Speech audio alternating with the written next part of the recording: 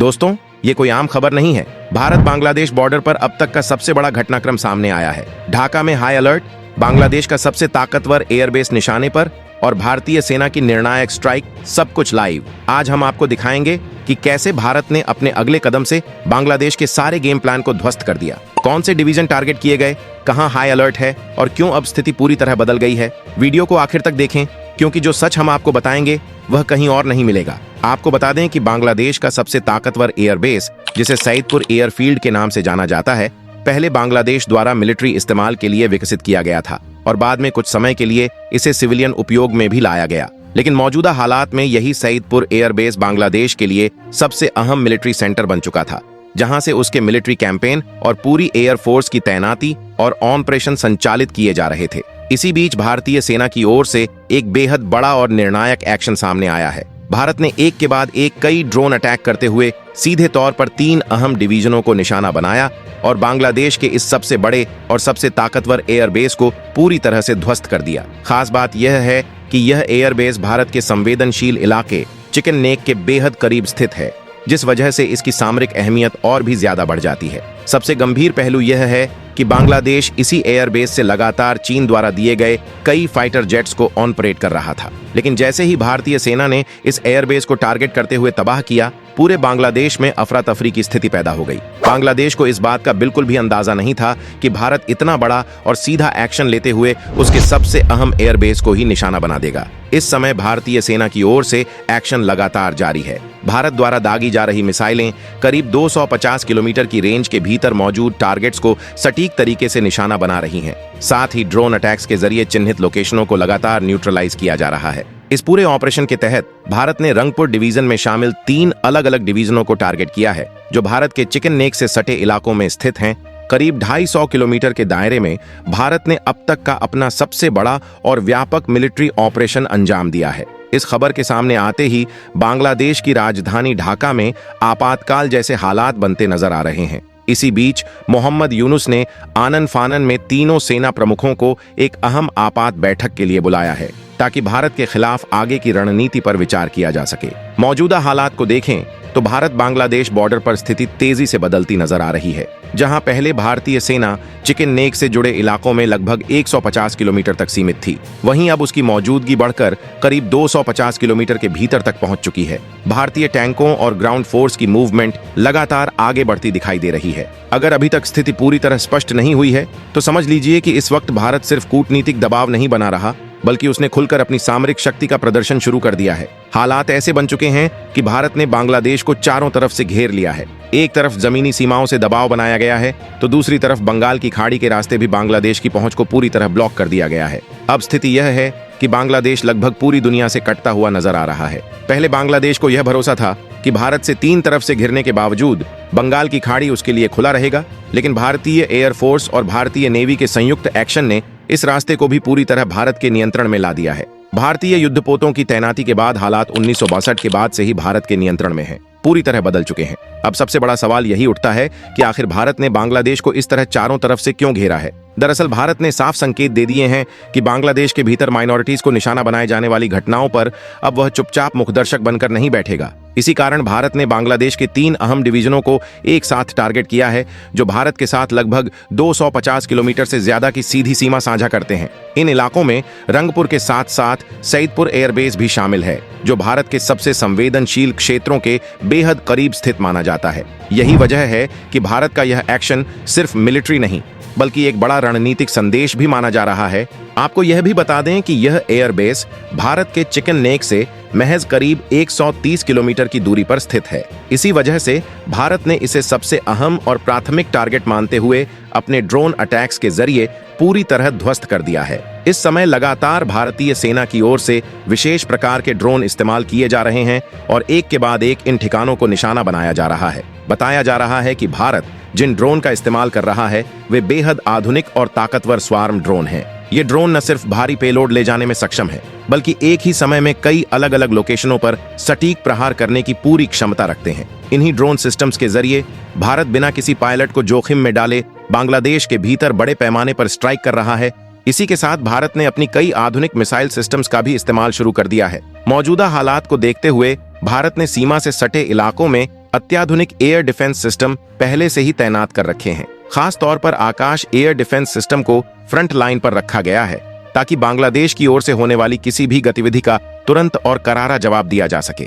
भारत ने साफ शब्दों में कहा है कि बांग्लादेश के अंदर बने हालातों की वजह से उसे 3 अलग-अलग डिवीजनों को टारगेट करने के लिए मजबूर होना पड़ा। असल में जमीनी हकीकत इससे कहीं ज्यादा गंभीर थी। भारत को इस पूरी गतिविधि की भनक पहले ही लग चुकी थी और वह हालात पर लगातार नजर बनाए हुए था। यह भी ध्यान देने वाली बात है कि यह बांग्लादेश का सबसे अहम एयरबेस माना जाता है, जिसके जरिए वह अपनी पूरी एयरफोर्स की गतिविधियों को संचालित करता था। हालांकि भारत के चिकन नेक के सबसे नजदीक जो एयरबेस पड़ता है वह रंगपुर एयरबेस है, लेकिन बांग्लादेश को इस बात का अंदाजा था कि भारत किसी भी वक्त बड़ा सैन्य प्रहार कर सकता है। इसी आशंका के चलते बांग्लादेश ने रंगपुर से थोड़ा दूर स्थित सईदपुर एयरफील्ड को अपना मुख्य ऑपरेशनल बेस बना लिया था। यहीं से लगातार फाइटर जेट्स उड़ान भर रहे थे और इस जगह को पूरी तरह एक सैन्य गढ़ में तब्दील कर दिया गया था।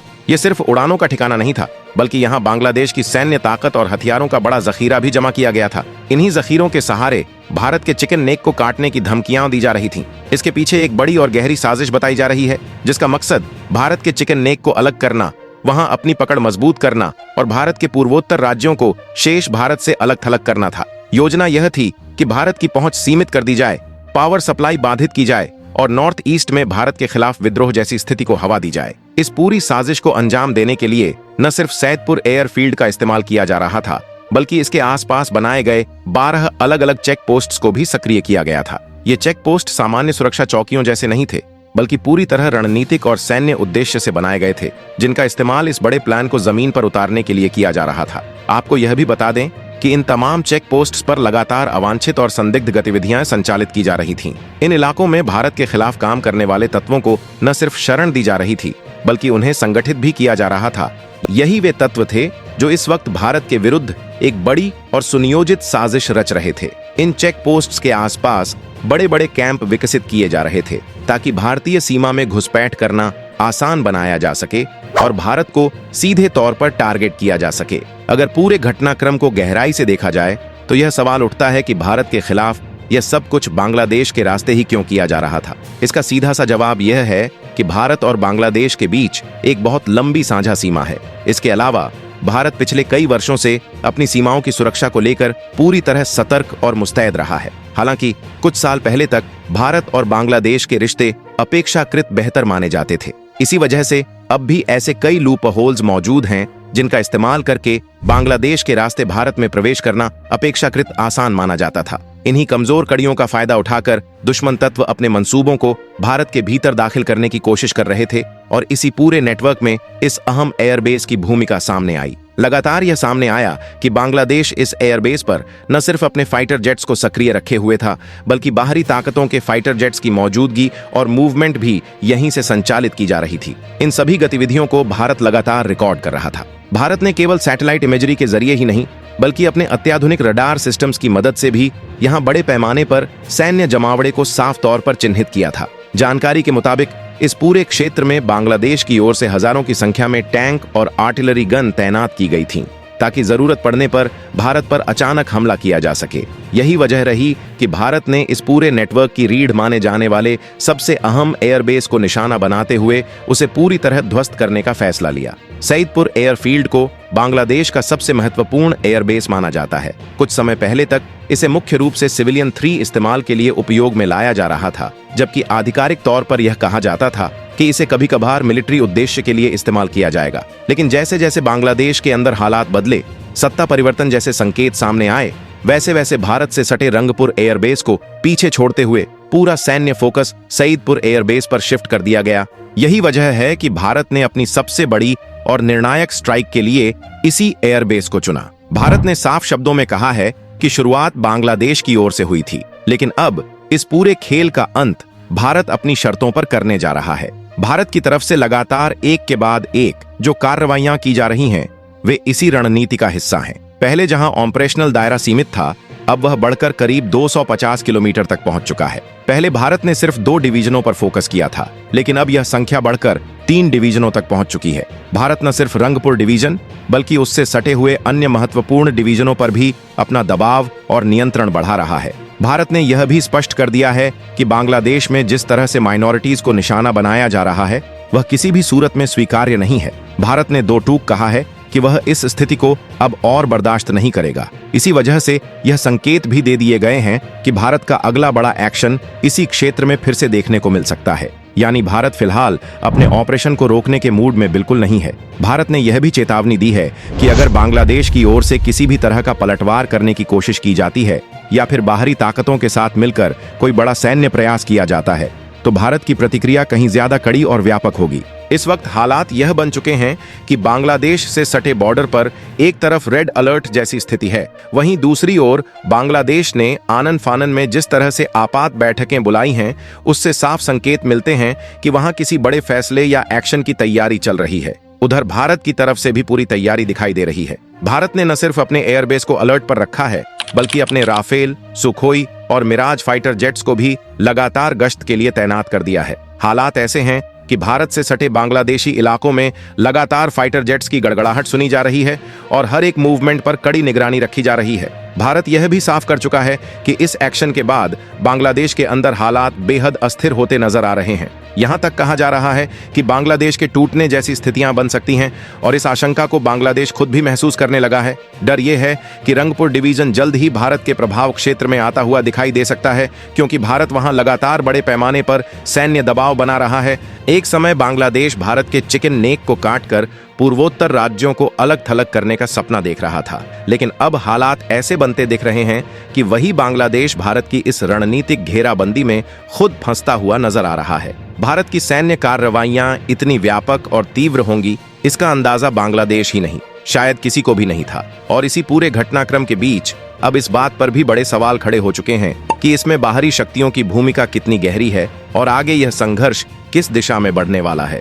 लगातार ऐसी खबरें सामने आ रही हैं कि इस पूरे घटनाक्रम के बीच पड़ोसी मुल्कों ने भारत से सटे अपने इलाकों में एंटी ड्रोन सिस्टम को हाई अलर्ट पर रख दिया है। इसकी वजह साफ है, भारत इससे पहले भी कई बार रणनीतिक रूप से अहम एयरबेस को निशाना बनाकर उन्हें निष्क्रिय कर चुका है और जिस तरह की कार्रवाई पहले देखी गई थी, वैसी ही स्थिति इस समय बांग्लादेश में बनती हुई नजर आ रही है। खास तौर पर भारत ने जिस तरह बांग्लादेश के सबसे ताकतवर एयरबेस और बड़े रंगपुर डिवीजन को अपने निशाने पर लिया है, उससे यह संकेत साफ हो जाता है कि अब कार्रवाई का दायरा और तेज होने वाला है। इसी आशंका के चलते ढाका में बेचैनी बढ़ गई है और वहां के सैन्य नेतृत्व ने एयर डिफेंस सिस्टम को लेकर व्यापक अलर्ट जारी कर दिया है। कुल मिलाकर हालात ऐसे बन चुके हैं कि डर और अनिश्चितता का माहौल साफ तौर पर दिखाई दे रहा है। दरअसल भारत के इस पूरे ऑपरेशन में किसी भी तरह का बाहरी हस्तक्षेप उसे मंजूर नहीं है। यही कारण है कि न सिर्फ पड़ोसी देशों में चिंता बढ़ रही है, बल्कि बांग्लादेश के भीतर भी हालात तेजी से बिगड़ते नजर आ रहे हैं।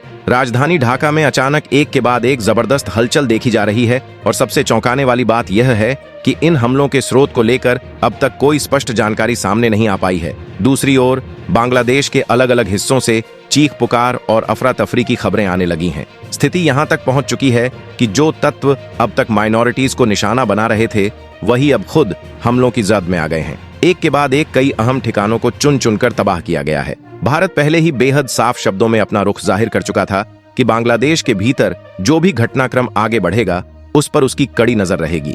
भारत का सीधा संदेश यह है कि सीमा पार से रची जाने वाली किसी भी साजिश, आतंकी घुसपैठ या सामरिक खतरे को अब शुरुआती स्तर पर ही कुचल दिया जाएगा। हालांकि वैश्विक शक्तियों की ओर से फिलहाल सिर्फ संयम बरतने और बातचीत के जरिए समाधान निकालने की अपीलें ही सामने आई हैं। कोई भी देश खुलकर बांग्लादेश के समर्थन में खड़ा होता दिखाई नहीं दे रहा। वहीं एक पड़ोसी महाशक्ति की भूमिका को लेकर भी कई सवाल उठने लगे हैं, क्योंकि जिन हथियारों और फाइटर जेट्स पर बांग्लादेश को भरोसा था, वे मौजूदा हालात में निर्णायक साबित नहीं हो पा रहे हैं। दोस्तों, इस पूरे मामले पर आपकी क्या राय है, कमेंट बॉक्स में जरूर साझा करें। इस पूरे घटनाक्रम से जुड़ी कई जानकारियां विभिन्न मीडिया रिपोर्ट्स, सोशल मीडिया दावों और विश्लेषणों पर आधारित हैं। इन दावों में बताए गए ड्रोन हमले, एयरबेस को पूरी तरह ध्वस्त किए जाने, आंतरिक विद्रोह, राजधानी ढाका में अज्ञात हमलों या रंगपुर डिवीजन को बड़े पैमाने पर निशाना बनाए जाने जैसी बातों की अब तक भारत सरकार, बांग्लादेश सरकार या किसी भी अंतर्राष्ट्रीय आधिकारिक एजेंसी द्वारा कोई औपचारिक पुष्टि नहीं की गई है। इसलिए दर्शकों से अनुरोध है कि इन जानकारियों को अंतिम सत्य न माने, बल्कि आधिकारिक घोषणाओं और विश्वसनीय स्रोतों से पुष्टि होने तक इन्हें अनौपचारिक दावे और विश्लेषण के रूप में ही देखें। दोस्तों, अगर आपको यह वीडियो पसंद आया हो तो कृपया इसे लाइक करें, अपने दोस्तों और परिवार के साथ शेयर करें और चैनल को सब्सक्राइब करना ना भूलें। इससे हमें ऐसे और वीडियो बनाने की प्रेरणा मिलती है। धन्यवाद।